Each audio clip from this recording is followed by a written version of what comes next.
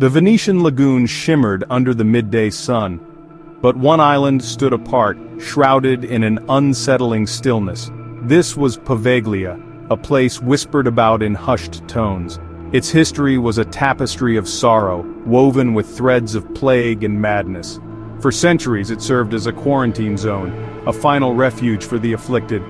Later it became an asylum, its halls echoing with the tormented whispers of the insane. Now abandoned and desolate, Proveglia remained a chilling testament to the fragility of life and the enduring presence of the past. The island's very air seemed thick with unspoken stories. Each rustle of leaves, every ripple of water carried an echo of the countless souls who had breathed their last on its shores. It was a place where the veil between the living and the dead felt perilously thin. And it was to this disquieting sanctuary that Clara Rossi, a young musicologist, was irresistibly drawn. She had heard whispers of a haunting melody, a chorus of voices said to emanate from the island's depths. Clara Rossi was a scholar of sound. Music was her lifeblood, a language she understood better than words. She had spent years studying ancient scores, deciphering the emotions and stories embedded within their melodies. But nothing had prepared her for the legend of Proveglia's forgotten choir. The tale spoke of spirits trapped on the island, their anguish echoing in the haunting strains of a spectral choir. This wasn't just folklore to Clara, it was a mystery begging to be unraveled. She felt an undeniable pull toward Proveglia, a yearning to hear the music for herself, to understand the sorrow that fueled it.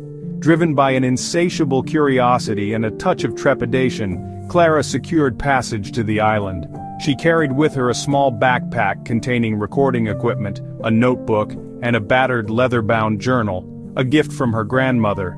Little did she know that this journal, filled with her grandmother's own musical musings, would become her lifeline to the ethereal world she was about to enter. The boatman who ferried her to the island refused to step ashore. His eyes darted nervously towards the dilapidated buildings as he muttered about restless spirits. Left to her own devices, Clara stepped onto the overgrown path that led inland.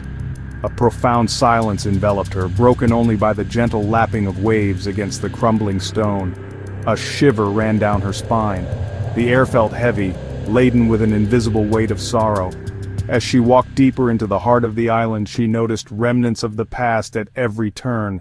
Rusted iron gates hanging askew, shattered windows like vacant eyes, and crumbling walls whispering tales of forgotten suffering.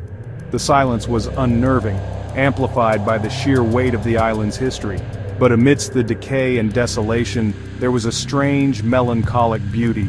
It was a beauty born of tragedy, a poignant reminder of the ephemeral nature of life.